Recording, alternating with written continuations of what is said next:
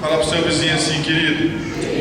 Nunca permita que o diabo te diga que você não é amado. Agora olha bem no olho dele e fala assim: eu te amo.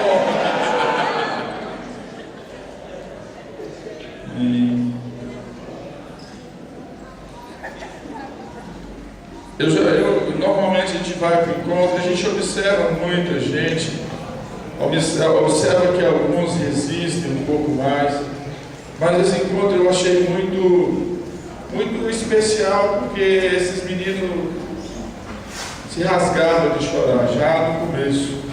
Até aqueles que a gente olha acha que é mais comedido, se derramavam diante de Deus. Amém. Querido, eu queria já você vê que está faltando já. Às vezes eu penso que talvez eu tivesse que mudar a minha maneira de ser, né? Porque eu nunca gostei de cadeira ali, eu acho isso muito estranho, mas eu acho que essas cadeiras ali ficam bom, porque você olha todo mundo que não está presente.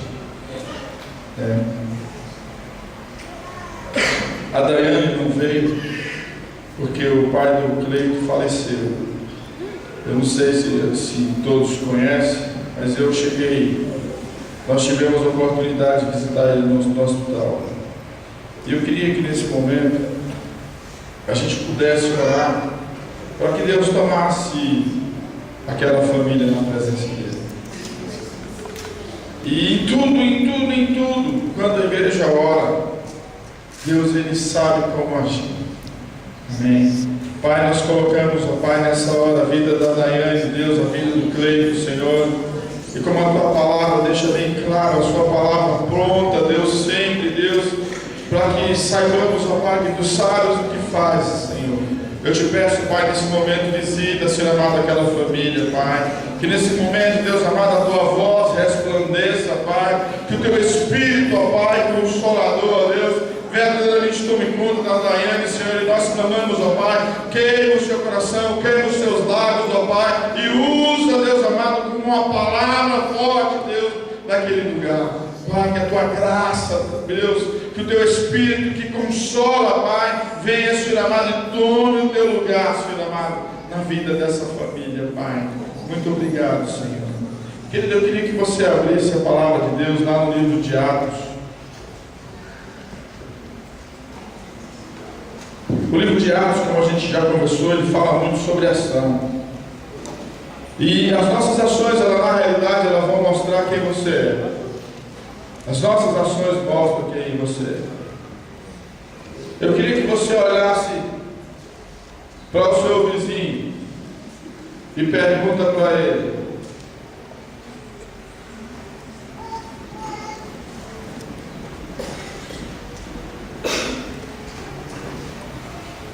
o que você anda vendo? Os seus atos envergonham o reino de Deus? Ou os teus atos depõem a favor da palavra de Deus? Fala para ele assim: se eles são contra a palavra de Deus, toma vergonha na cara. Toma vergonha na cara. Até quando?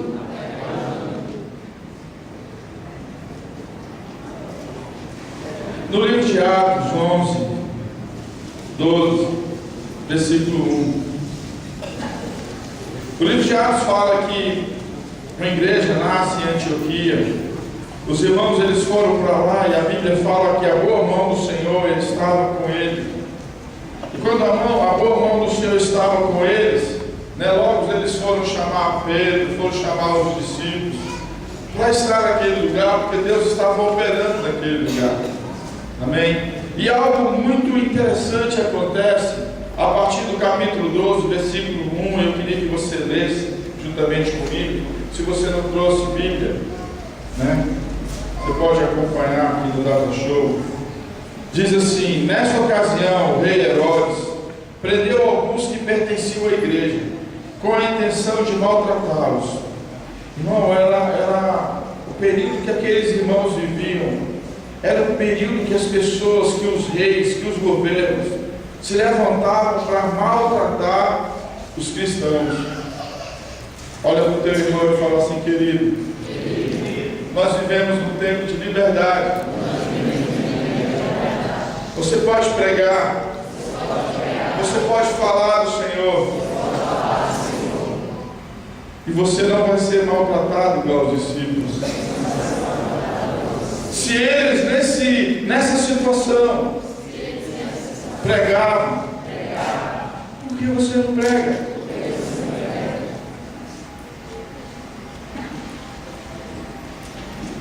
Mandou matar a espada Tiago, irmão de João. Vendo que isso agradava aos judeus, prosseguiu prendendo também Pedro durante a festa dos pães sem fermento. Tendo-o prendido, lançou-o no cárcere, entregando-o para ser guardado por 4 escoltas de 4 soldados. Fala comigo: 4 escoltas de 4 soldados. Os irmãos que na realidade aprenderam a tabuada, quanto é 4 vezes 4? É difícil, irmão? Não acredito. Eu vou fazer a pergunta novamente. Os irmãos que estudaram a tabuada, quanto é 4 vezes 4? Ah, graças a Deus.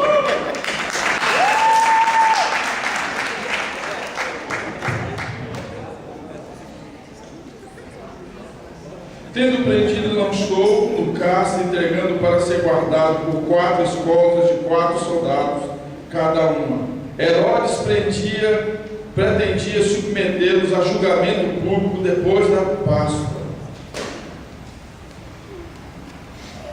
Pedro então ficou detido na prisão. Repita comigo: ele ficou detido na prisão.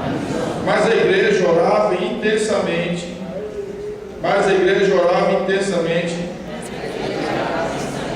A Deus por ele. Fala para o teu irmão: querido, existe um segredo. Pedro, ele estava preso. Agora pode ficar tranquilo. Irmão, olha, você ficar preso, o pior é que ladrão sai da cadeia. Eu não consigo nem sair se o cara amarrar minhas mãos com essas fitinhas aqui, ó, que segura aqui, ó, que é de plástico. Você puxou ela, ele não dá conta de sair, mas o ladrão ele sai. E Pedro estava num lugar onde você não saía com facilidade, ele estava preso. Mesmo Pedro preso fisicamente, havia todo um sistema, havia toda uma situação onde Pedro tinha motivos para temer, mas ele não fez isso. Ele estava diante de Deus. Ele estava preso, havia 16 soldados tomando conta dele. Irmão, você ficar preso num lugar já é difícil. Você ter um soldado do seu lado, mais difícil ainda, ter 16 soldados do seu lado, aí que a coisa fica difícil. Mas uma coisa não acontecia naquele momento. A igreja orava intensamente por ele. Querido, eu queria que você observasse que nós somos assediados, nós somos confrontados, nós batemos de testa quase que diariamente com várias e várias situações. E qual é o remédio para isso? A oração. Qual é o remédio para isso? A igreja orar intensamente. A grande realidade da vida é que não dá para uma igreja sobreviver sem oração. A grande realidade da vida é que ninguém sobrevive, como o Elcio falou, sem os irmãos. A grande realidade da vida é que nós fomos chamados para viver como um corpo cujo cabeça é Jesus.